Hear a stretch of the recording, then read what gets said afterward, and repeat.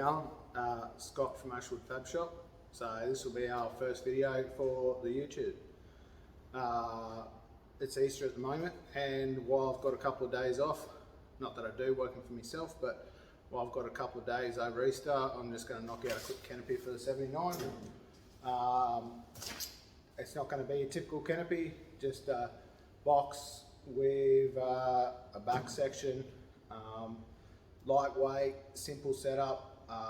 Yeah, I could build a massive big canopy, but I'm trying to keep down on weight, and I don't want nothing above the headboard. I'll be running a 23-0 off rooftop tent with a Darchi Eclipse 270 awning. I'll spin you around quickly and show you kind of a bit of what I'm going to do, and then we'll get into it and start cutting some material. I'll show you a quick look at the rooftop tent. Righto, there's the rooftop tent, 270 awning, and that will be going on top of the headboard and the back section that I'll make into the frame. We've opted to run with the rooftop tent folding out to the right, just for the purpose of we can fold our rooftop tent out and still have the awning the whole way around and not have to fold the awning up to have the rooftop tent out. So that's why we've ran with that. You can see the mark there on the headboard. So the canopy is going to be roughly 710 mil high. We'll have a 700 mil box at the front, which is this mark just here. We'll have a 700 mil box with a drop down fridge slide and a pantry, and then at the back we'll have enough room for two 35s for spares and a plastic tub on both sides. So yeah, that's a quick little thing. I've just got to make sure that I allow enough room so it doesn't rub on the bolts for the diesel tank. And yeah, righto, we'll get going and make some stuff happen. I'll put you on time lapse, and yeah, we'll go from there. I will point out we are using a bandsaw. Obviously I own a fabrication shop, so I have a lot of tools that your everyday DIY or home bloke won't have, but it's kind of part and parcel of owning a fabrication shop. Righto, we'll get going.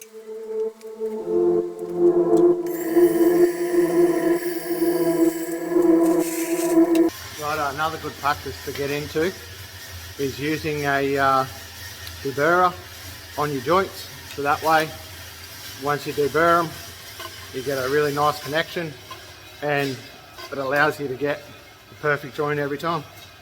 Just keep that in mind.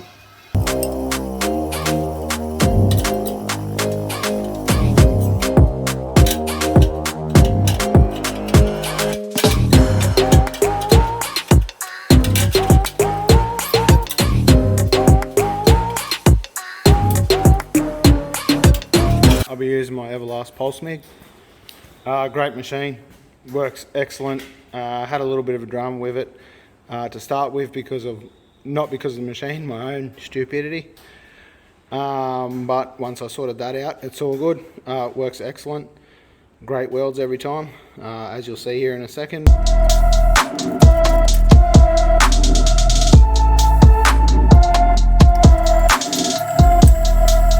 So I build this off the tray just simply because I want it to match the tray perfectly. Yes, it may not make it square, and yes, it may not make it perfect because the tray might not be perfect, but I build it custom to the vehicle. That way I know 100% it's going to be perfect for what I want the tray to be and what it is on the tray. So when I bolt it up to the tray, it's going to fit the tray perfect.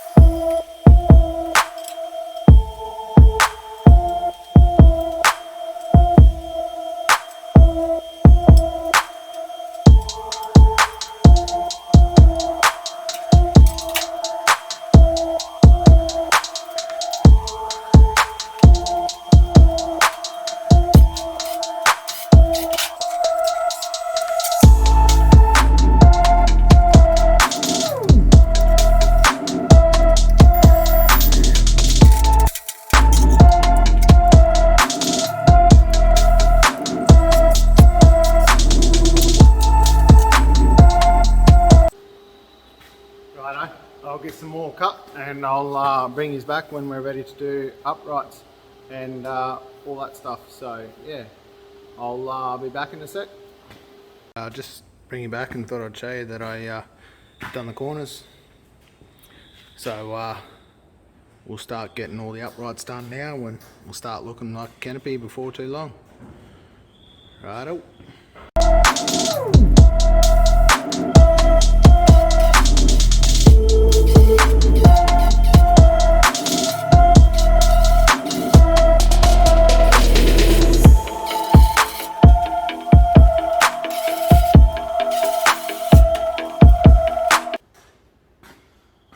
Righto, so I ordered the tops of everything just to make sure it's all welded before I try and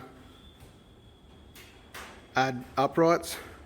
So the tops of everything, I'll weld everything out with the TIG, but it's a bit quicker with a pulse MIG. So yeah, I'll start the uprights now once I sand all these edges flat, and yeah, we'll get going.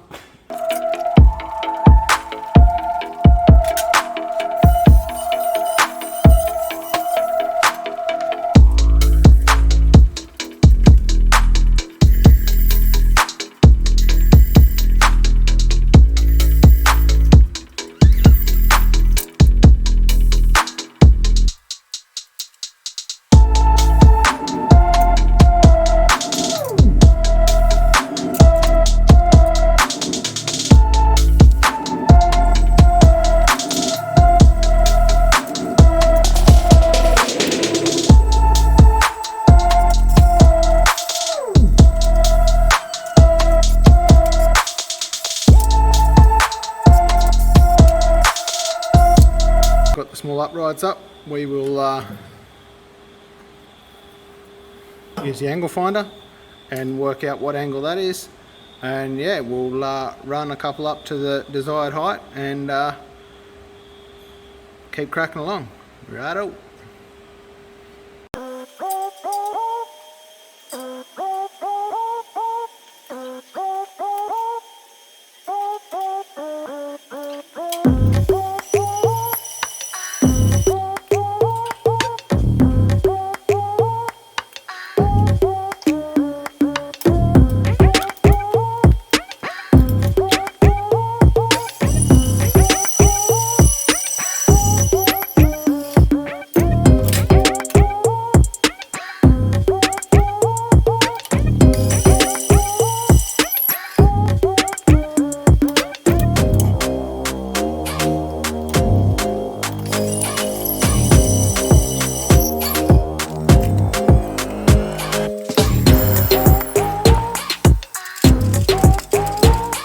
A lot of people in the comments will be saying, oh, you need to use a jig, you need to do this, you need to do that.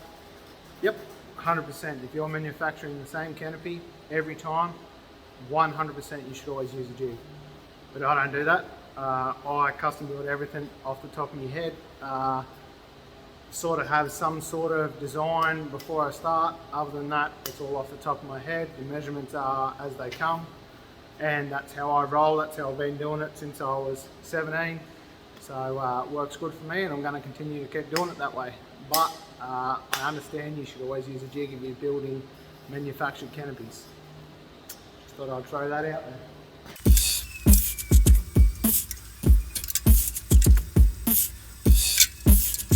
When I line stuff up, uprights, yes, I can measure it and do it 100%. I do a simple eye test. So if you line that up, line the two lines up, you can see that this one's out just a touch. So to do that, I'm going to have to bring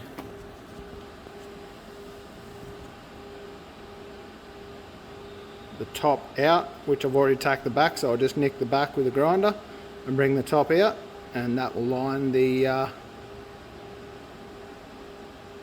two pieces of alloy up straight, and then I'll measure side to side and get a correct reading and go from there.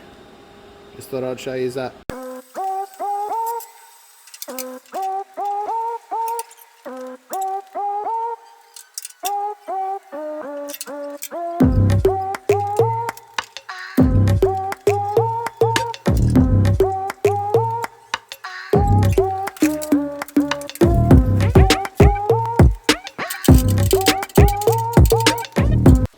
guys, a little quick simple way of holding your RHS up there.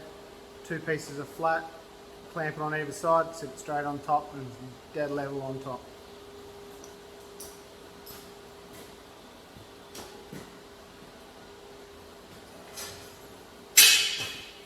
In this case I've got 2 pieces of RHS, same job.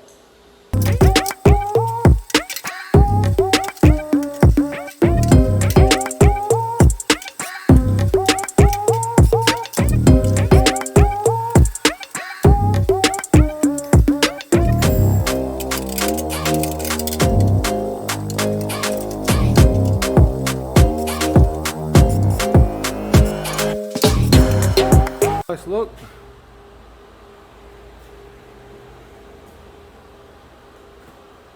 It's all on. So now we will go a piece between these 2 and a piece from here back to a central point there that will come up and meet, and yeah, that's how it's gonna go. Righto. Right, I won't bore you with all the cutting of the uprights and stuff. I'll just rip in and get it done. I might chuck it on time lapse, rip in, get them all cut out, and then I'll bring you back when I'm tacking them all into place. Righto.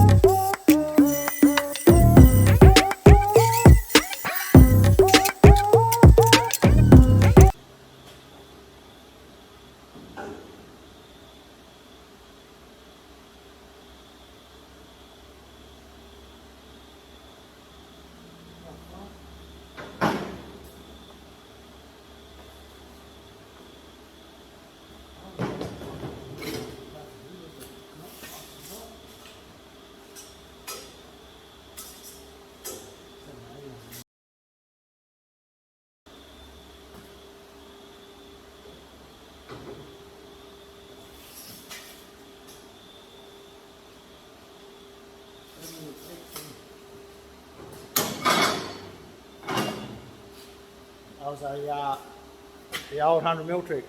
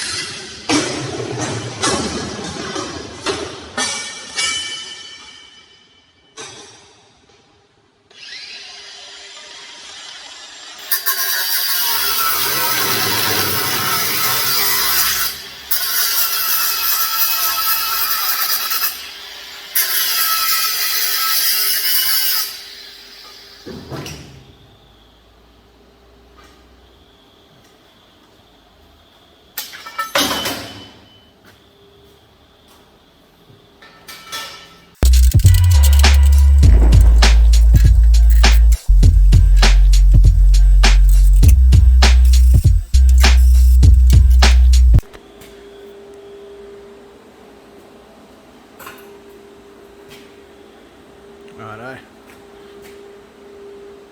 So that goes down there, perfectly lined up.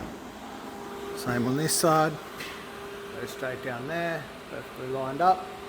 Rooftop tent sits on top. We go from there. I have been looking at this. I think I might duck a piece up here that comes from this point just here up to that top bar, just to fill it all in, make it look nice. Pretty much identical to these ones here, but we'll see how we go. Righto, I'm going to have a break and I'll bring you back when I'm back. Righto.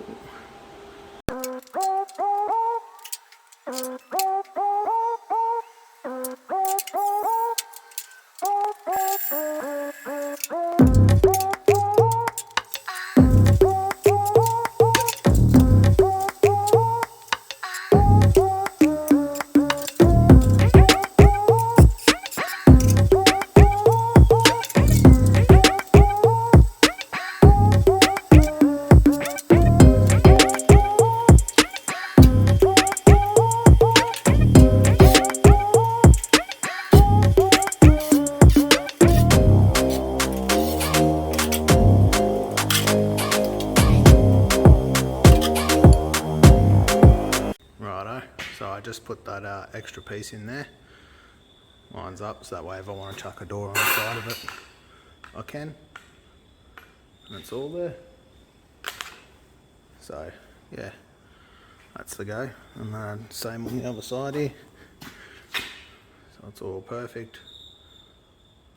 As you can see, it lines up great, so that way I've got doors on the back, front, side to side. I'll bring his back once I cut the roof and tack it in, and we might chuck the rooftop tent on. Righto.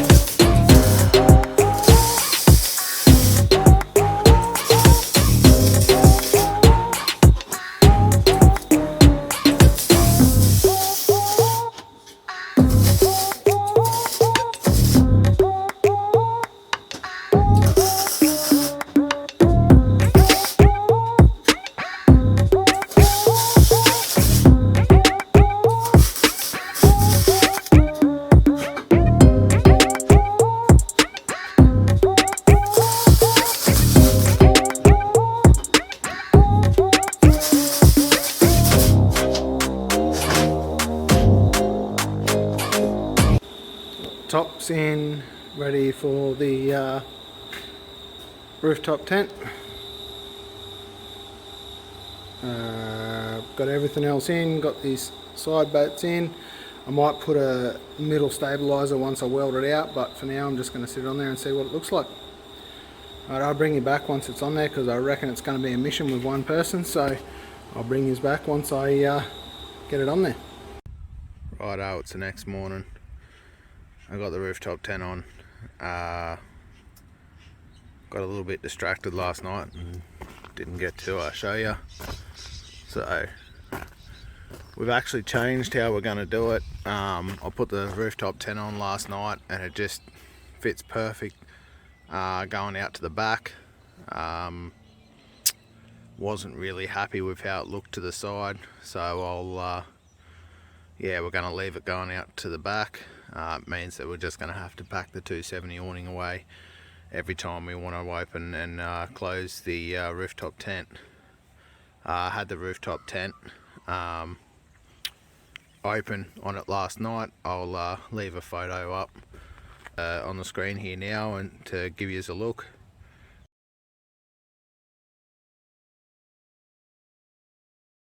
Obviously it's far from done yet, but had a bit of a yarn with the missus last night, so this one's going to be a fully enclosed box. I'm actually going to make this a proper dog box, so it will be mesh doors, mesh back. Possibly the back door will open, haven't decided that yet, so it'll be half and half dog box canopy. I want to be able to open the back door just for the simple reason that I'm going to be storing 235s in there, as I couldn't find another way to store the 35s without having to make the rooftop tent higher, which I didn't want. Righto, we'll probably cut this episode off here, and next time we come back we'll make some doors and sheet the canopy a little bit. I've got a trundle drawer inside that I made out of some scrap,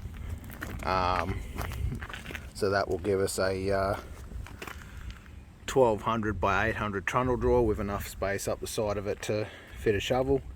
And I've got to work out how I'm going to fit my rear winch and that as well, so that will probably be another episode. This won't be a continued episode 1, 2, 3. It'll just be when I have spare time to work on the 79. So this will be the end of episode 1 for Ashwood Fab Shop YouTube. Yeah, I'll leave this episode here, but just remember, you work hard and you get the things you need. You work harder and you get the things that you want. Till next time, catches.